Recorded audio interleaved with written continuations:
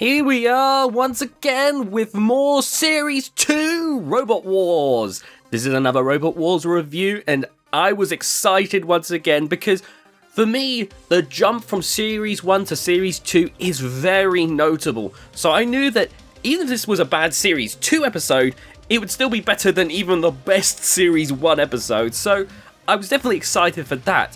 But was my excitement warranted? Let's find out. The show starts with a quick look at the last heat before a fun intro from Craig, making out that his devices at home are growing aggressive, which, as silly as it is, as a kid, it really did wonders to hype you up for the mayhem to come. I mean, it wasn't difficult to imagine that Matilda and Sir Kill-A-Lot, were actually thinking and whatnot. You didn't think about the people actually controlling the robots because you never saw them. So, yeah, as silly as it is, I love it, honestly. With that, we then take a look at the contenders. Mace is up first, a flipper, or I guess pneumatic lifter? Which for the time looks pretty decent. Of course, it wouldn't take long for flippers to look leagues better, but right here, it looks the part, and according to the note, would even be able to lift robots nowadays, as it could apparently lift over 100 kilograms. How well it could lift them, however, is anyone's guess. It comes weighing in at 79.4 kilograms. Just as a reference, by the way, the general weight limit for this early point in Robot Wars was 80 kilos. There was some leniency, as you'll see throughout, but typically speaking, they wanted you to generally hit 80 or under. Leviathan is out next, and it's the return of the Leebot team! This robot, once again from them, looks pretty solid for the time, though it also clearly isn't invertible, as it looks like an all-metal RC car. It has a decent-looking wedge at the front, and a Matilda-esque chainsaw tail at the back. They've packed a lot into this, and it's evident with its weight of 82.9 kilograms, slightly over the then 80 kilogram weight limit the show had at the time. Wheelosaurus comes out, and it looks straight from a scrap heap with its metal armor that doesn't fully cover the bot, what looked to be rusty spikes all over the robot, and even Victorian pram wheels. It's a whackbot, so the ridiculous amount of spikes makes some sense, but my word. It comes weighing in at just 67.5 kilograms. Deathtrack, meanwhile, comes out in Prince of Darkness Red, and is definitely the simplest robot, with big beefy wheels and these two massive forks that hover just above the ground. Similarly to Prince of Darkness, while it looks like it should be able to take on any of the pre-battle tasks, I did question what it could do when faced with an opponent. It weighs in at 74.5 kilograms. Tantrum, no not that one, is a spinner with what has to be one of the lightest looking weapons I've personally ever seen on a heavyweight. The other thing of note being the strange Triforce of wheels at the front of the machine. Overall, it's interesting as I do believe it's the first wider spinner of the show, but the execution does have my eyebrows raised. It comes weighing in at 72.4 kilograms. And then finally up is Chaos, which if you watch my Series 1 reviews, you'll remember the team having entered with Robot the Bruce in Series 1. But you might also remember a minute or two ago when I said how Mace is the type of flipper that will be quickly outclassed. Well, Chaos, in my opinion, is one of the finest examples of the type of flipper Mace is, and Chaos 2 is one of the finest examples of why this type of flipper quickly went extinct. And it was definitely my favourite heading into the heat. Now first up is the Gauntlet, with a notable change being the switching of the bricks to a set of barrels, much like we saw in the second event of the last heat. First up is Mace, who easily pushes right through the barrels, and while it struggles with the shopping trolley wheels at the front, they do manage to push past the house robots at the end, guaranteeing that they will move on to the next round in what was a fairly strong showing. Wheelosaurus then comes out next, and the barrels are clearly much easier than the bricks, as with a little struggle, they end up crashing right through and have zero issue with the seesaw, and soon in a fight with the house robots, they actually end up ripping off Sergeant Bash's flamethrower! The Gauntlet is called there for Wheelosaurus achieving 11.7 meters, and more importantly, managing to be one of the early examples of the competitors getting one over on the house robots this season. It's always fun to see the competitors getting one up on them. Then it was meant to be Leviathan's turn, but they were noted as having issues, so Deathtrack had their turn instead, who removed their forks beforehand and was going down the right-hand path, which honestly seems like the worst idea for every robot, as they all always seem to get stuck. After some struggling, they seem to be reconsidering their choice, as they actually end up going backwards, likely wanting to go down a different path. However, they don't manage to escape, and because they went backwards, they end up with only 4.8 meters on the scoreboard, which is disastrous. Though not as bad as the situation Leviathan has found themselves in, as they had minutes to go before the robot could be ready in time. From my understanding, it was having radio issues. Thankfully though, they end up making it to the gauntlets in what must have been a stressful rebuild, and after a cautious start, they crash into the barrels, and without enough torque, they just swing the tails into the barrels to tip them over. As if it couldn't get any worse for them, Sir Killalot then comes in and lifts them up, tipping them over at the foot of the seesaw.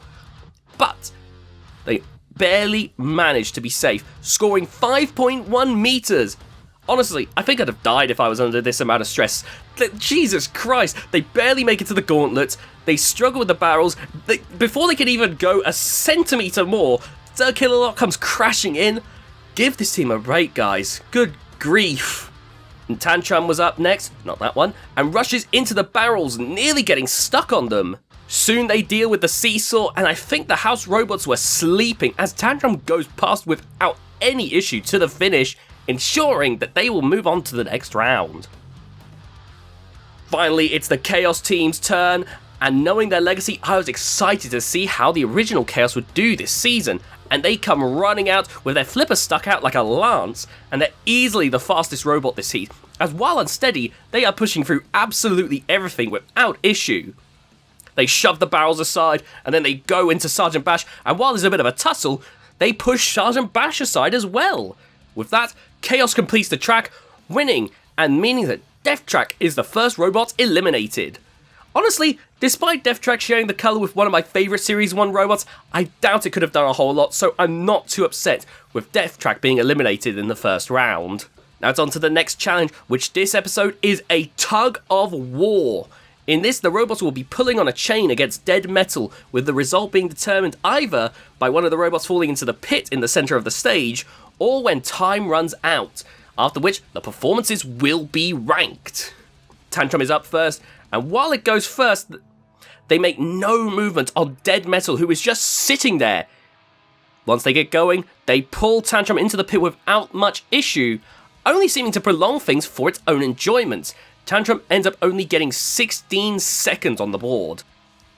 Then it's Leviathan, who definitely has more traction, as it actually managed to slowly pull away at dead metal. While not the fastest robot, they managed to survive that round, pretty much guaranteeing their survival, as they've done better than Tantrum at least. Wheelosaurus at first seemed like it might stand half a chance, but the moment dead metal wakes up, it takes next to no effort to yank Wheelosaurus into the pit, as the robot apparently went kaput from all the exertion, which, that's not something you want to hear when you've got a fighting robot. However, we know it's going to survive as it lasted 18 seconds, barely making it to the next round. Next up is Mace, who is struggling to make any significant headroom with dead metal, as both robots pull back and forth. Dead metal seems to be winning somewhat, but neither robot can really make much headroom with each other, meaning that time runs out, with Mace surviving, meaning that they're also guaranteed to survive into the fight rounds.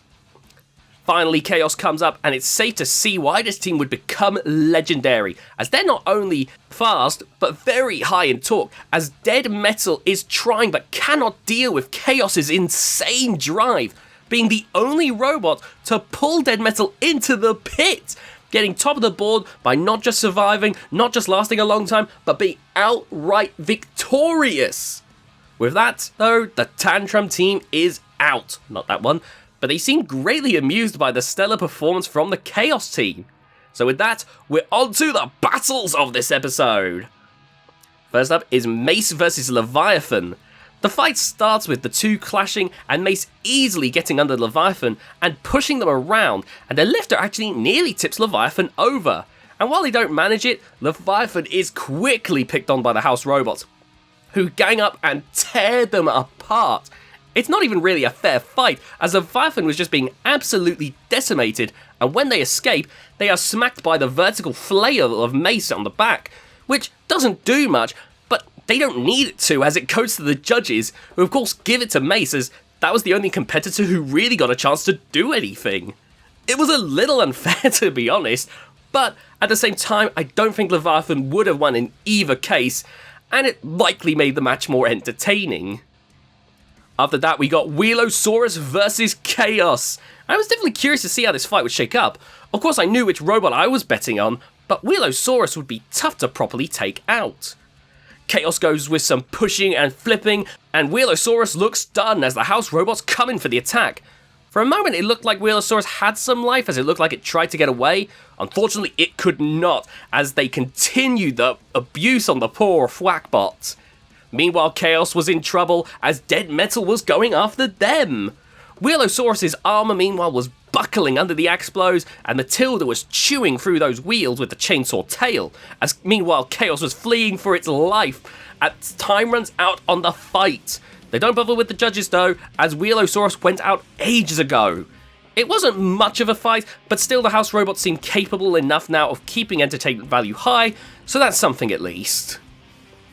Finally, it's the main event as Chaos takes on Mace.